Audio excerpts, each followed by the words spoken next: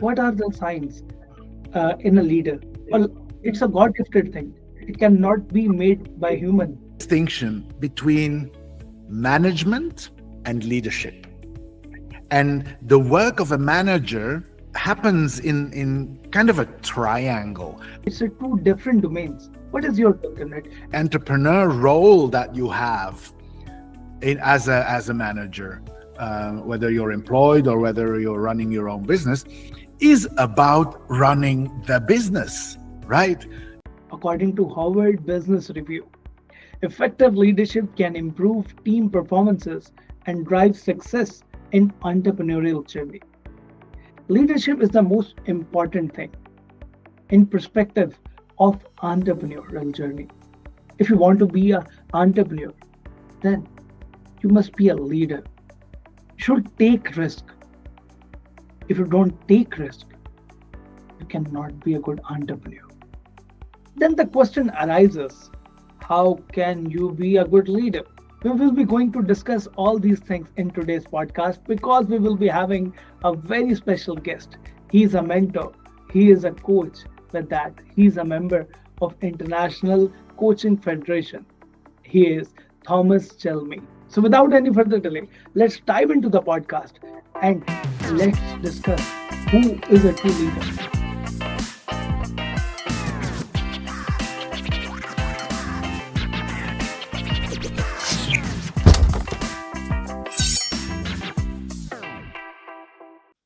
So, ladies and gentlemen, we have a very special guest today in our podcast.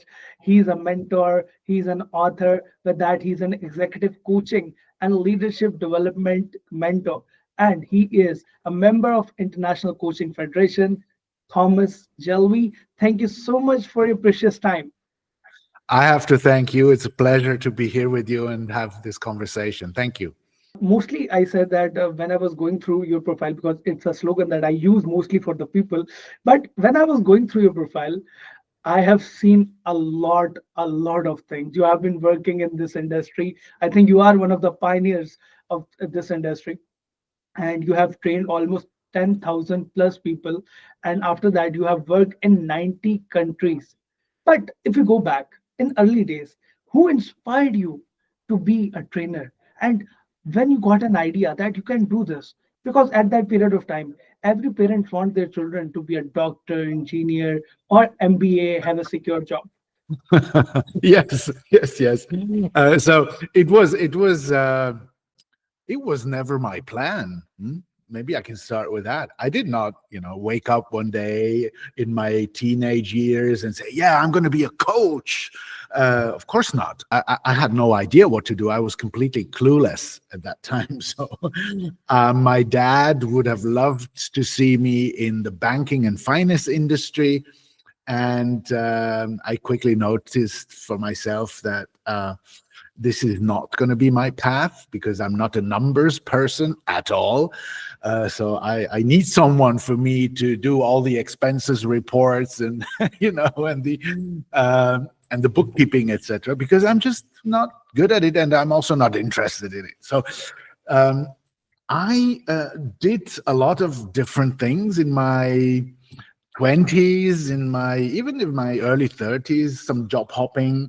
I earned my first money as a hairstylist. Then I spent some time working with a circus, touring around here in Switzerland, living in a trailer, working with my hands, doing heavy lifting stuff, and did me good.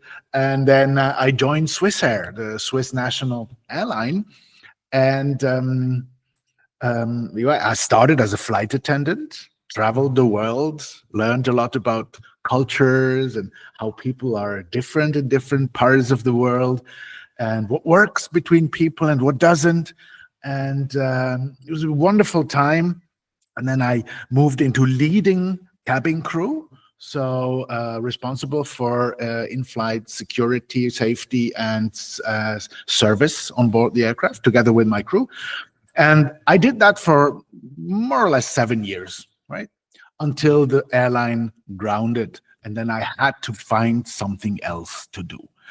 And during that time, I had a dear friend who started a coaching training. coaching education for himself.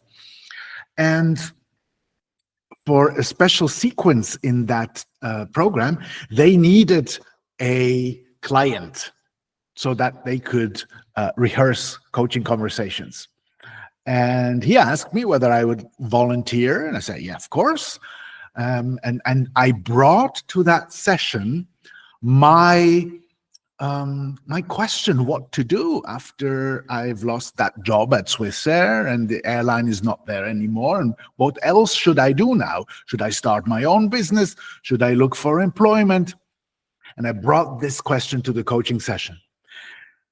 We had this coaching conversation. He was observed, so they took marks for feedback to him. But after a 1 hour coaching conversation, I came out and I had clarity. My question was to 90% resolved. And then I thought, wow, that's amazing what such a structured conversation can do. I want to learn that. I want to be able to do that as well. And that was like the first step into my own career as a coach, because I understood what magic can happen through this kind of conversation with people. That's really interesting. And I think communication is the most important thing. Thought of exchange is the most important thing. Now we are totally convinced, and now you started your journey. And now we are living in a digital era. And in this digital era, according to a survey, we have almost 8.5 billion population around the world, right?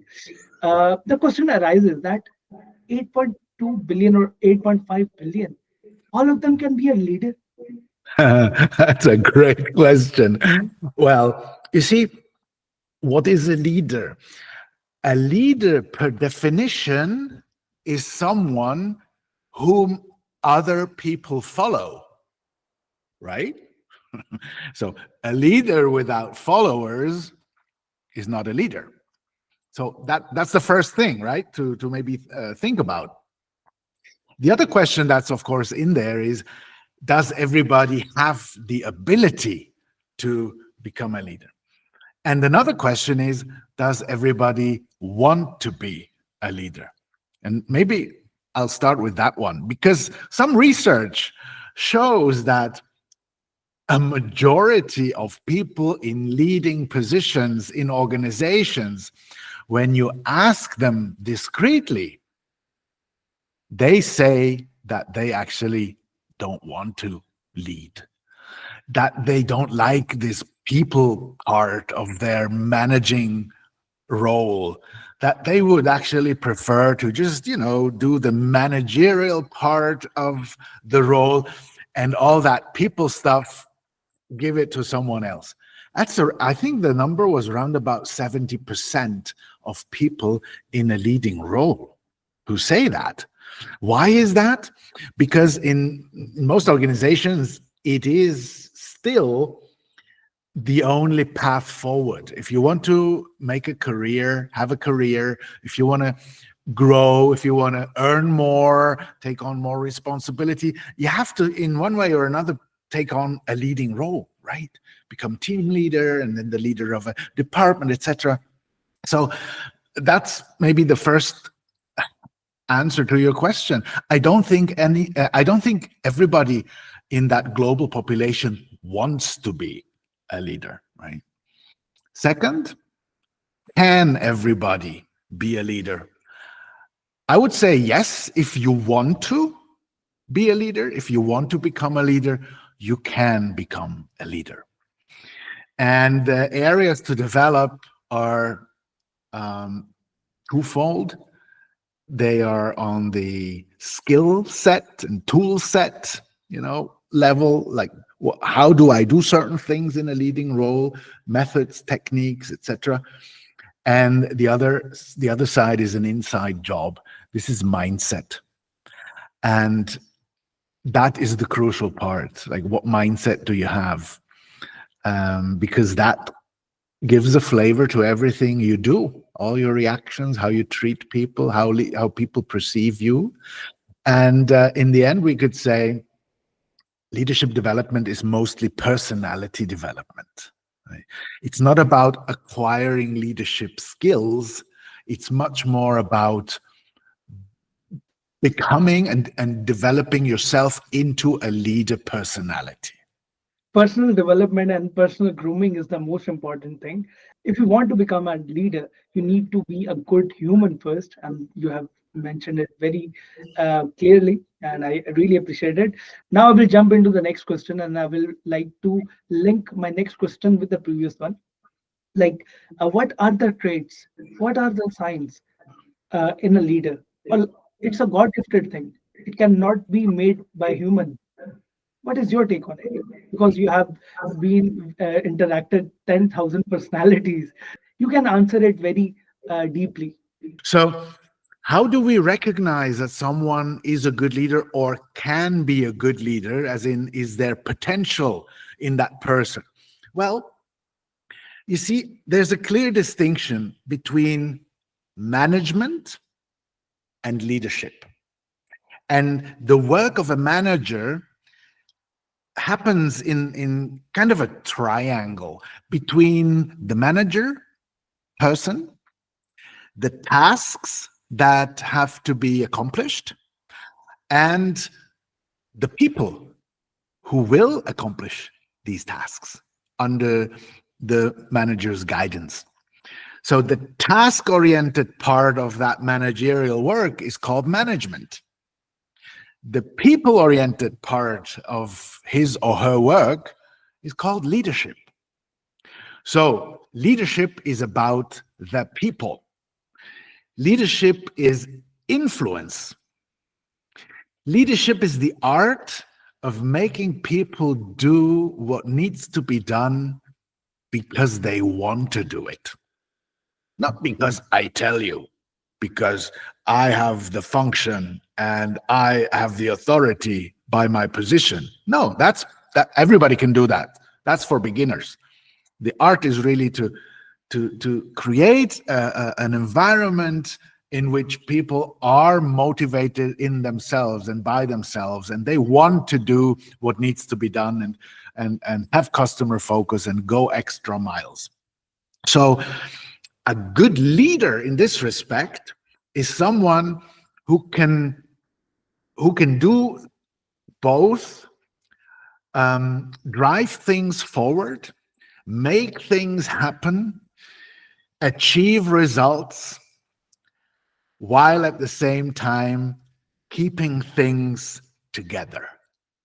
Cohesion is the word for that, right? So someone who has both things, both perspectives on the radar, achieving the goals and at the same time keeping the relationships together, creating a positive climate of psychological safety where people can flourish and thrive and bring out the best in them.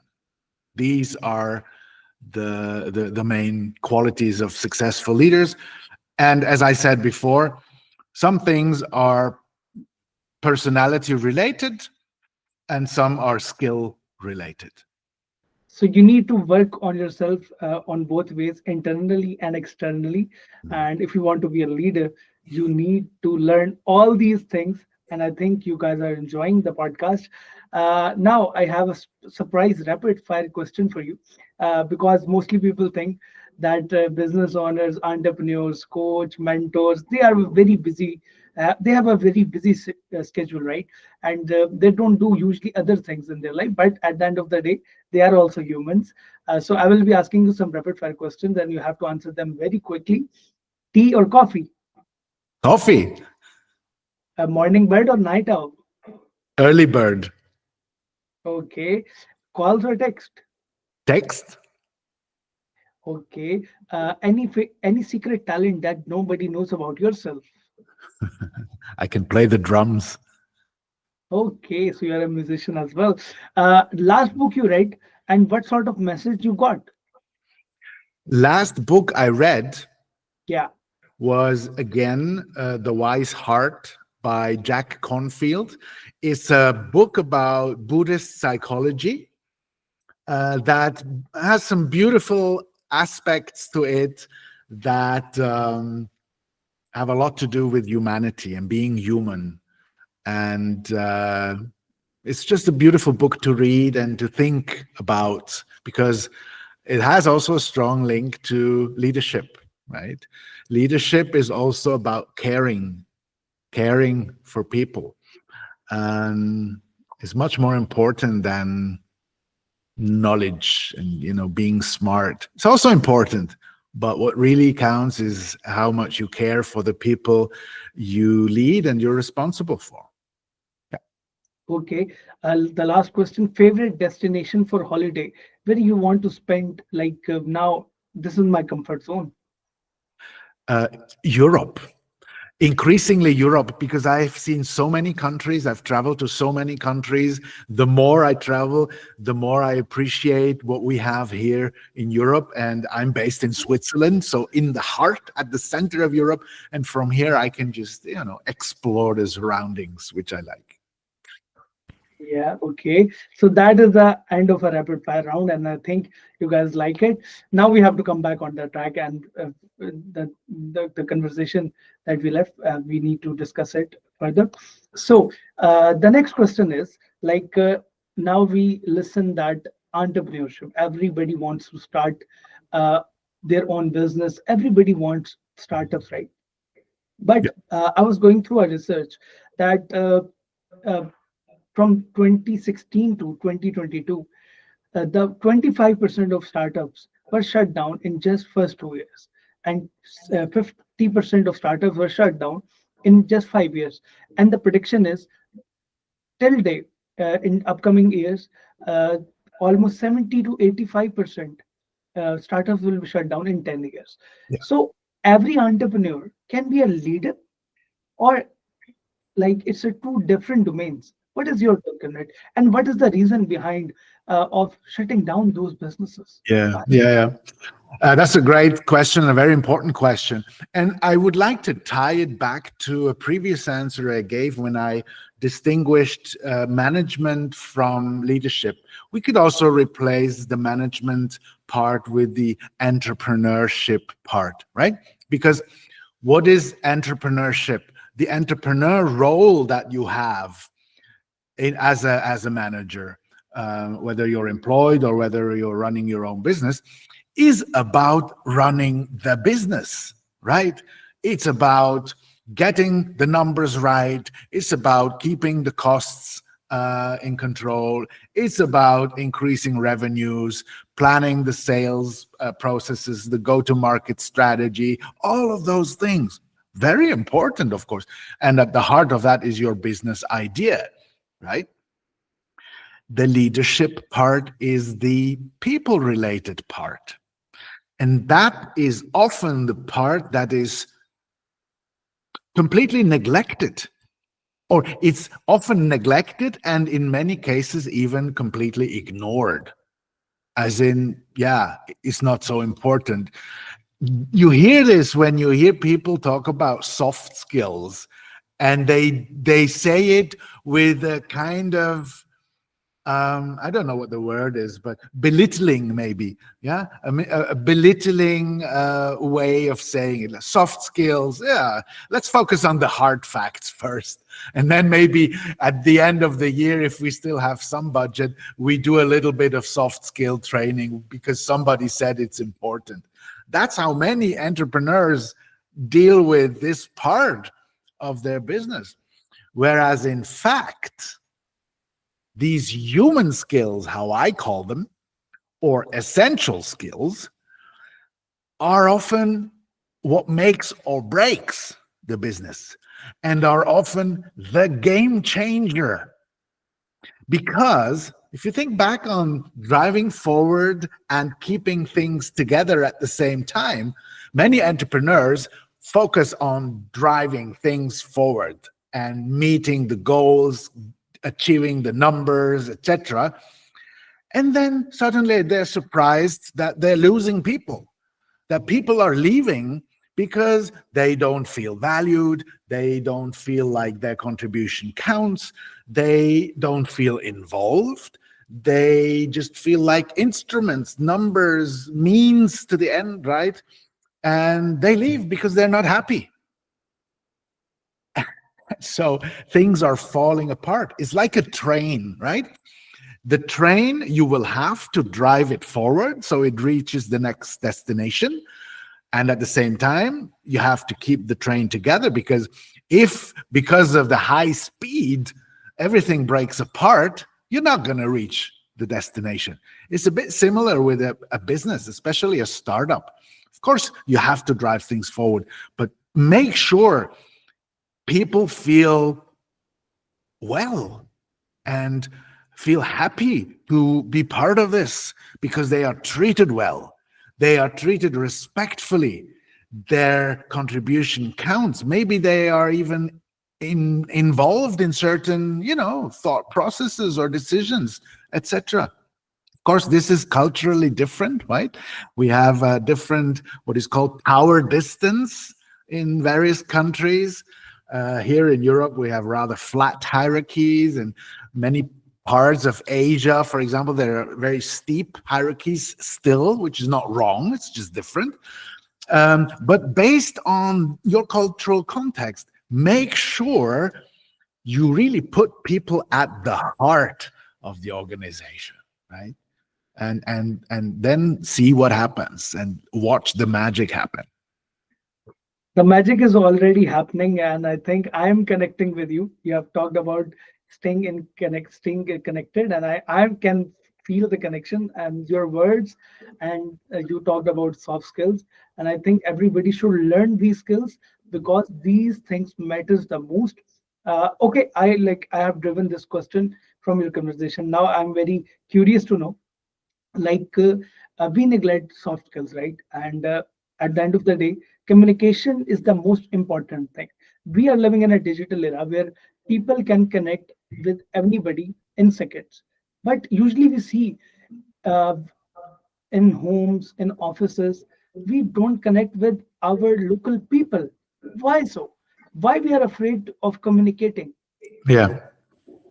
Well, because many people I work with feel somewhat insecure when it comes to communication, direct one-to-one, person-to-person communication, and also I believe it's because when you and I talk like we do right now, is real time, right?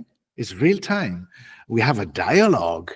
We are interested in each other's questions and answers, etc., etc. If we switch to sending text messages back and forth, it's not real time anymore. It's still called real time chatting or whatever, but it's not real time anymore. There's a delay, and I can create a delay. So I can take my time to think. Do I want to respond? Do I want to? Do I not want to react? What am I going to say? I At least the opportunity is there, right? Many people don't think before they write.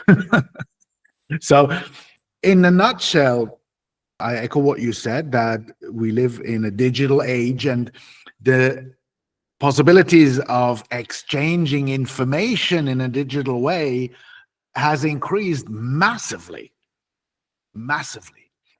But it's exchanging information mostly. What is falling by the wayside, the more digital we become, is the human dialogue, deep human dialogue, where I listen to you because I want to understand, and not just the content. I also want to understand how you feel about what you're telling me, because this gives me the whole picture, right? And it's just such an amazing thing to have good conversations. This is a quality that's getting lost more and more. And therefore, as a consequence or as a conclusion, if you really want to be successful long term, the more digital we get, the more we need to focus on and emphasize the human aspects in our collaboration, such as empathy, such as also self empathy, such as creating psychological safety for people to open up and contribute, etc., and all these things. Very well said, and I think I'm totally amazed, and the audience is also amazed. Now we have to come back on the track.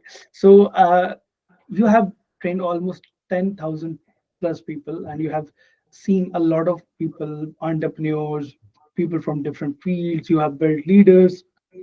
So, what sort of exercise you recommend to the people, or I will like elaborate this question in a way like how you train people for leadership.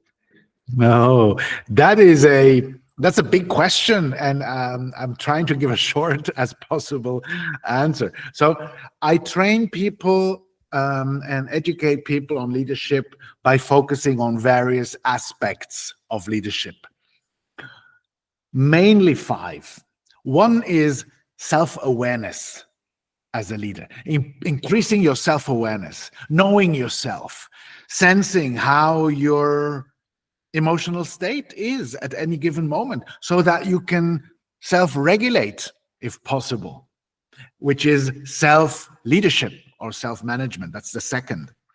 So, first, then communication skills, then the actual leadership aspect of it, how to influence people, how to make people do what needs to be done because they want to do it, and then uh, the art of managing conflict. That's that's collection of aspects I focus on in my work. And if you ask for concrete exercise, let me give you two exercises if you want to grow as a leader. Number one is sit down with a pen in hand and think of your own previous experiences with your leaders, the people who led you, the people under which you worked. When and where and with whom did you experience leadership as something good, as something effective, helpful, great, maybe even? How did they inspire you, right? And then try to identify the qualities that these people had that made leadership the way they did it stand out so positively for you. These can be guidelines for you. Like, how can I live some of that or more of that in my own work as a leader based on my own experience with my previous bosses, right? Or superiors. That's one exercise. Another exercise is to start looking for what your people are doing well. Start paying attention to what they're doing well. Start paying attention so that you can catch them when they did an extra mile, an extra effort, and then tell them that you saw it. Tell them, give them feedback, give them positive, reinforcing feedback. Say thank you. It's a small thing, but people are thirsty and hungry for that. Because usually, what do we get? More positive or more critical feedback, right? Everybody knows the answer. So if you want to make a difference as a leader, tell people what makes you proud of them, what you like about what they do. And it all starts with paying attention to that. Because most leaders are in constant problem solving mode. And when you're in problem solving mode, what do you see mostly? What's not going well? What needs to be corrected? Right? And then you give feedback for that or about that. Hence, you give critical feedback or corrective feedback. That's the reason why. So, in order for you to become a more inspiring and empowering and reinforcing leader, start paying attention to what people are doing well and then tell them. Appreciation is the most important thing, and I think uh, I have done a lot of podcasts, and this is the best one, and I have learned a lot of things. There were a lot of things that we need to discuss, but at the end we have a time limit. So thank you so much for your precious time. At the end, before leaving, any message to aspiring entrepreneurs or those entrepreneurs, they are doing something but they are continuously failing, they are depressed, they are confused? As a mentor, what is your advice to them? Well, have a clear intention to improve that, and then start with first little steps. Like ask yourself, what is the first small step I can do to become a better leader? Not the big mountain top goal to achieve. No, no, no. The first step. And the first step could be to buy a book about leadership and start reading. It could be to start watching podcasts like yours about leadership. A good step could be to visit my website with the e-learning courses that you can find there, small bite-sized video learnings, things like that. And then connect with other leaders, connect with people who might have similar challenges, similar interests, and start exchanging thoughts with them. You can benefit from each other more than you think. So I think these are the golden tips that given by Thomas Selmy. And again, I want to thank you. And I hope you guys going to like the podcast. Do subscribe the channel and leave a comment. Leave your favorite part, and we will be going to meet you in the next podcast. Till then, take care. Bye bye.